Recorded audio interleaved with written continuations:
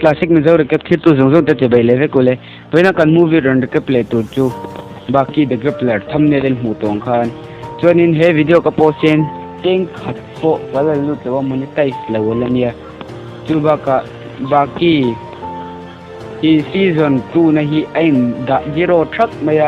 device dang ka manga chunin a thei chuan karon post thalenga a sang te bo ti ka lo tu manga munam no tinge ga bese voina karon da po hi chunin Naruto fans te tan khan bad news ania Shippuden the movie kha akai la bawa chunin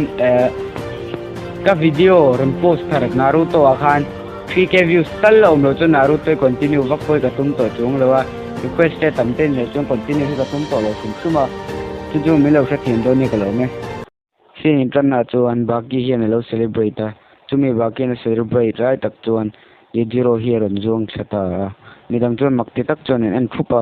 2 पॉइंट जो में मुझो अन आदिंगा का तो जो होता है कल लो न तीजन चांग लेम लवा बाकी तेलम पंगा जो सिन जो कल ले बाकी ने जो ये जीरो जो कुंगा लाई निता अतिया बाकी जो नंग monster ती पा जो न वतलान थे या नेक जो तुम जो ये जीरो जो न लो रेक कांगा अबे ना जो न इंटिन मुनी जो न खोया अथल पा तो पा तो जो न मा हियन ये पकथियन है किंग हियरन ती या ये जीरो वही पे जो तो दंग ने लेन दो पो जो लो निया दो पो जो इधर में टेक जोंग हिन एंटे ही ती या ये जीरो जो न अके जो खाई कांग वकिन अतर में चुट्टी चेक सका अतर पो जो थी पा ये जीरो पो chuan aron sei chuk lel me thil pakhati pen khat ponon nei le chuan ka thini tlo fu do ni kha chu ti ya do po chuan Tokugawa ne na chuan ka ning khali sa kan da le tlero he king hi ken sul pui do na ti chuan Tokugawa chelo phure me ma king versus tiger me mo wow hi lo te vaka I thum nuwa ani do ne ati ro chuan an lo lom thlom me ma ti changing room la ma hin chin chu kala do po chuan baki ne na itan ama ne so a hlutu zia ka hria ma se ei chu kei man ka ti ngai ka ser ka nei chan hi ama wang che ni mi dei min he thelo ama son min te ya chu mi wang chung ka bai ve chin ngai ni ti chu lo hila captain strainer le zero hi military motor chuan khoi tlai mani he no kala ye zero chon tlai hending lok te ti chuan captain strainer chu ding ve me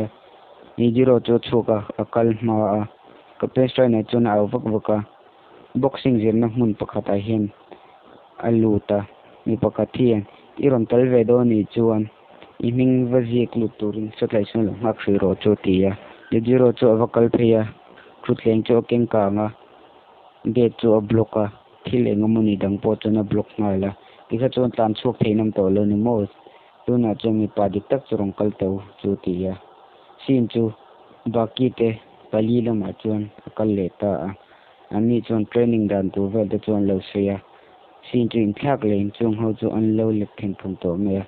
ti zero to motora chuan lo chung fel le to captain strainer chuan committee lo po khan kan ho thei renga ngatingi khati khani ti kherati chuan training ka mutti lo pha don sin ti chu lo fel sam eta atuk jinga chuan do po te school hi kan mu theya do po chuan baki thil engem muni chu lo fila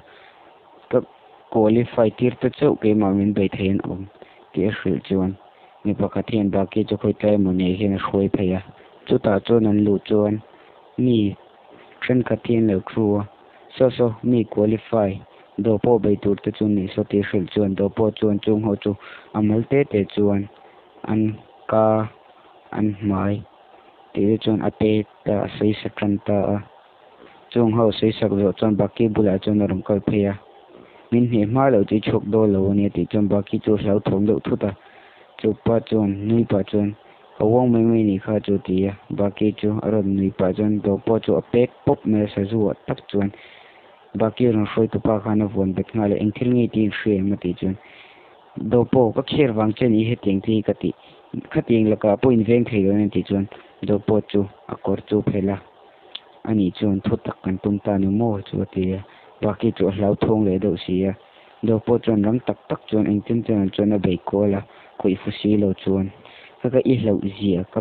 puf thei na ni kha ati chon za lam panga chon ni zero hi gan mu theya khoi tlai mani hen a local pheya ma to bi hen a lo chowa I sar min pek te gala theng hi lo ni ti pa chon ground pakhatin sul tu chuan kalta a motor bi chuan atira chuan bein khoi photo ve view thin ma se zero chuan a to pa chuan aka chuan a huana le a chuan a thlak popa athi dang chuan zom haila si mina kanin solo ke vani hle mai ti pa chuan a kalta a in to tle chuan baki le do po he lo thudu na baki chuan do po hne na chuan a ser nei dan zo chuan do po chuan a hrila party a birthday party nei lai hian ye zero here lut huta ani churan ki tlupa pin a mai vela chuan kat churan sim saka ti chi dangin a kalle ngala do po chu thin takin a thodo thuta chuanin panchin bag chu khateng ang ye zero a mai ati hiama serapek danang bokhan ati cheveya atungji nga chuan baki school a chuna lo oma thil engong muni ngai to hian lo thuwa holam panga chuan kalzui nen hian an ho duna ka to hian ron dangin engong muni choran soya to ko gawena bedu che ti ashil pon baki chuan shelo omang deuh hian kal charchara awak waka tumi shil po chuan baki chu kal luya zan lam panga chuan baki chu training le wak waka ka zui chuan anu hna chuan mi pakhat school ban khan baki bula arong kala eng mani underground fight to ko gawa in thila shil du chati te chu lo seya ti a shil chuan anu chuan anjal suiti khuchunga tlema jong thil kan sei du na ngai ti chu a shila ka zui chuan makate mema an thu chuan ka zui nu chuan a shil tanta baki po ipang thawani poisa wang le chak du wangin sual thin ti a shila baki chuan thil chu chok tutin atlan chok ngala chu chuan to ko gawa te na chuan awa thlenga to ko gawa chu awa kai thawa thil min shil du nei mi ti zo chuan o do pole ye zero in makan ti tur khopa chak opponent ka jong huwa nang pon maki te viung itum tura ni mai theini ti a shil chuan sin chu zan lam panga chuan in thaka mi pakhathi cha bi king hian local pheya sakai bula hian awa kala sakai chuan lo shram kumwak waka atuk zinga chuan chu sakai rong chuan huwa do po chuan mihring ti ni hiti asai che chuan a student chuan makal lo ti emema sinogi kureha doctor hi kan mutheya khutlangi kalbu wangwang an ti chuan adventure claim azong kan ti ve mole ti chu asaya operation room pakhata hian kureha hian rang tak taka akut chu lo ti che in operation pakhat chu min somthum chung chu le zawa doctor pakhathian darkar li chuang thil mang thini minute somthum chu in zo the tia to na chhor wal chuan sino chuan akong chu lo dalin bakin sual puidon mi unapa soite ati rol chuan gym lampanga chuan sin chu kal hala kureha thil keng redu tuk chu midang chuan makte tak chuan en thupa kureha chu aram chukla ka body perfect body ni gymnasian anga flexible boxer anga rang athlete anga chak ani hi ati rol chuan mi pakhat len thatak mai hian aron chau tatlat meya sino chuan olsam takati to patum chuan kureha chuan lo phal lawin ka insul puinge ma se police local huna aman min tha tumina bai masa iti turani ati rol chuan tupa chuan anhet popa idam chuak to lawang ti pa chuan hnek le tum chu kureha chuan hnung lampanga chuan akal mana te chuan chupa chu pom thuda popin chu panlian thade chu voi khat khoya chuan ati thungala sindanga chuan dopo hi kan mutheya anu puinen chuan en lewin tha motora chuan chuangin ain solna mun tu lampang pan chuan akalta a sin dot lia chuan ye zero hi lo mu de dera captain trainer chuan aron tho huna daking an ti chanan hriang che sei chuan dopo te lampanga hin sin chu kala to ku gawa chuan wow khami dress hi hak lo na rei to khop mai in me tak zeta ni lo tia mi pakhathen do po hne na chung kala hun to ti a sei chuan to gu gawa chu alo phur emema do po chu kalmain a aw vaka te chuan announcer hian thil hi announcer win zana in chuan tu te chu do po orati le ijiro hanma adot lea baki hanma le sinogi kureha te ani te sei chuan do po chu arong kal chuk chet cheta baki chuan akal konga chuan lo dain thrin pa thadau khano ti chuan chupa chuan position pakhat siamin akal tlang le ta mun rei tak nuwa chuan chutlai ani suan la lei chu arap le ta do po ron dak chuk chu mi zong zong zong do ti hian lo awak waka tumin hu do lok chuan I zero po chu ran chuak ve le ngala ti chuan in sun na chun chanta do po chu batlan pheiwakin angonga chun avarek ngala ka to chun yes sensei a thalik ti khan I ne to ni mai I grip a nge chu ye ka ria ati chuan I zero chu che tha thei lewin atlan phuta do po chu del popin athi danga mokan ti lai chuan do po chuan thil khukar atang chuan ron nakle popa I zero po aleng de lopa atira chuan in che that choka ma se I zero chuan ato ka ti dawa engomoni tense mang hian akal phei ta chet cheta motor bi chuan ilo do po tlan chero khami stance ke shalo ni tlan chero on ti vak vak ma se do po chuan ka shelo emi counter po ka sheti pa chuan ding kata do po bul helo thing chuan do po chuan nika nek threlin I zero chuan aman thuta angonga chuan ingtin mani khoi chuan do po chu athal topa atloma mon ti lai chuan ron thau thale in anin tin le chanta a motor bi ne na chong ka to chuan enge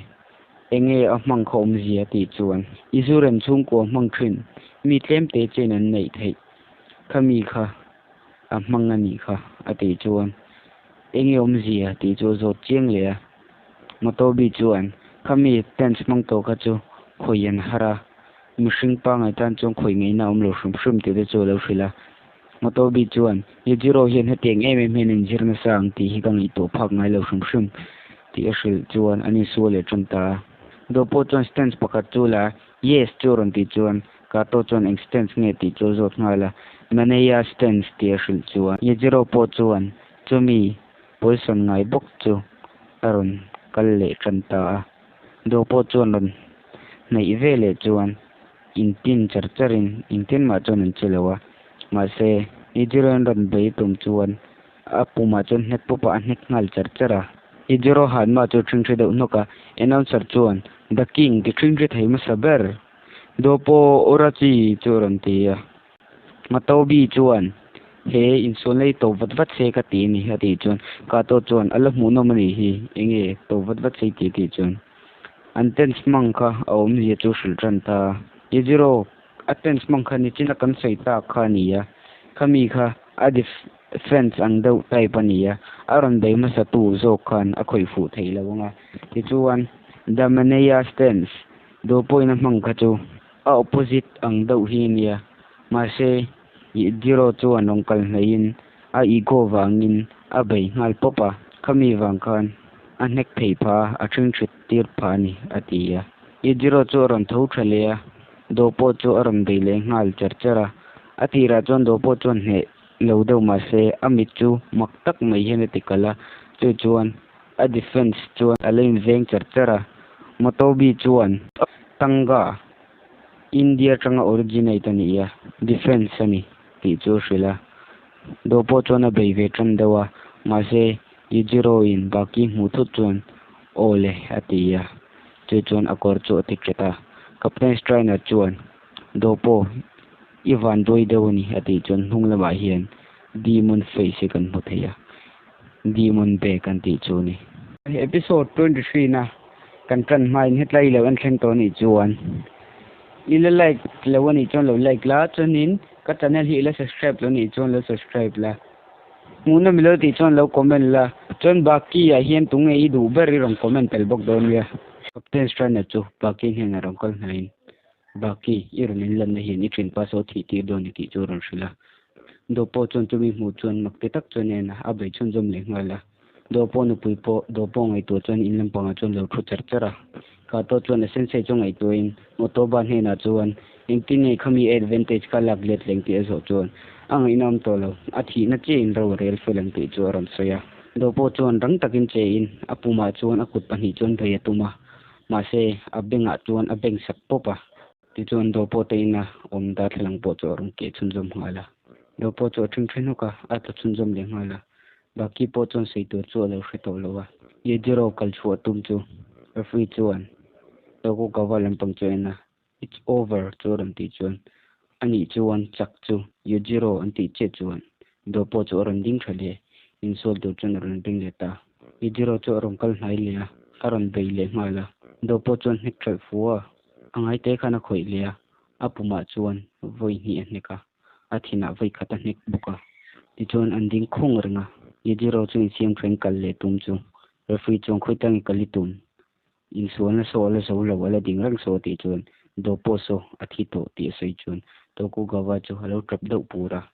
ye zero kal chuan hu chuan to ku gawa chu arang theng bun ron chukla atul khat tok le ngala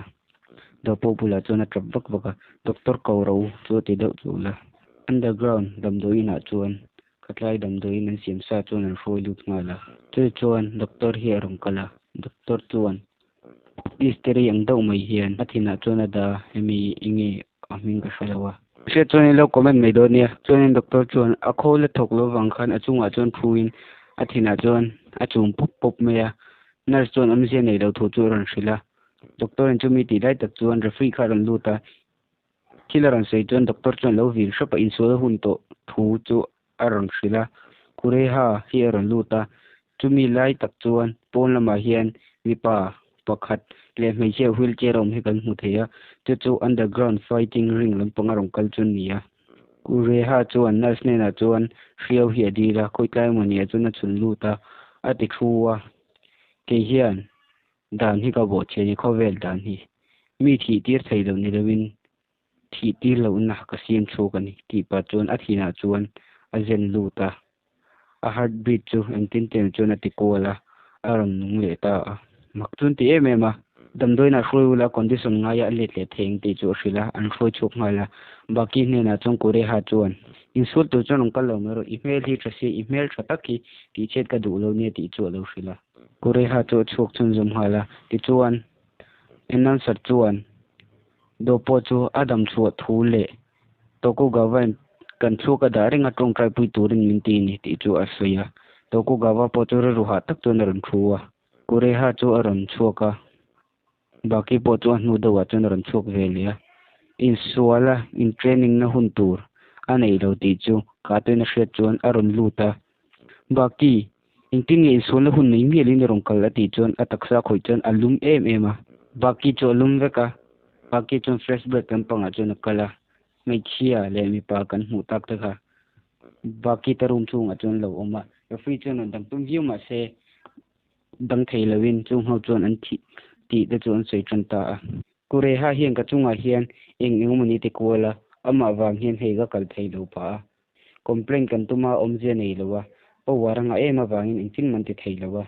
dan pon phalna pe vek to chuanin kadam lo rei ema wang khan min operate tuma min operate nuwa ka kal thei lo pa chuanin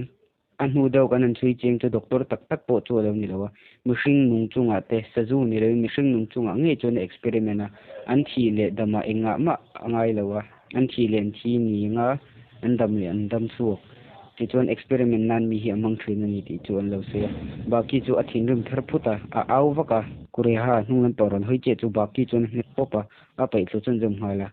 ka ma ding thena chan si nei lo chu ti waka enam sa chuan wow kan chem hi achak don tla ting ka hria ti chuan sino po chuan angai na om lo chu lo ting hala ka to le moto bi chuan avol sam ve ti chuan lo soi ve le hala baki chuan a mai chuan a tlowa ti chuan a khoi chun jom hal char chara ati tlowa baki chuan a celebrate kure ha in adam lo operation a ati nata thathai to ngai lo tur ho ka an ena chung ho po chuan lo lo me me ma sino chu aron sukha ka toy na mu chuan makati em nang hi sino ko so khai ni em enge he ta hi ni ti so pa so i enge ni ti zo chung ka u nau pa ni so ti chu hrila kore ha ko so te mai me chu chuan atlom do lo aron thau le ang ti chu a hrila ti chuan aron thau ve le chia kore ha chuan saklam pang adam lo en kol ho en chuan nang mani chan tur an ron thon pa hi aul sam dol to katan chuan ti chu lo se nang ni ho chunga experiment ti hian ke ma hian nun thar ka pe chau sin nang mani nun tang kai lo tak wang khan sai si kal ma pha ti chu ron se sin ma salama kan mu tak mai cheron hroi to pa khan nang ma kha hero ni lo hero tak tak ni chuan I chunga khan experiment ni ti anga ti chuan kure ha chuan nang mani kha if an operation tura sign tu kha ti chu ron sei chuk ve le baki chuan kureha minin la min sual puiro chu tia kureha chuan attends chu la martial arts ti a hmu chuan ka to chuan makati emema kureha khuan martial arts khiam mi ti chuan sino chuan ka una pa khon engki ma thiam ti chu aron sei chuka sin chu Yujiro le captain strainer lama chuan kala captain strainer chuan do podam chu thu chu hrila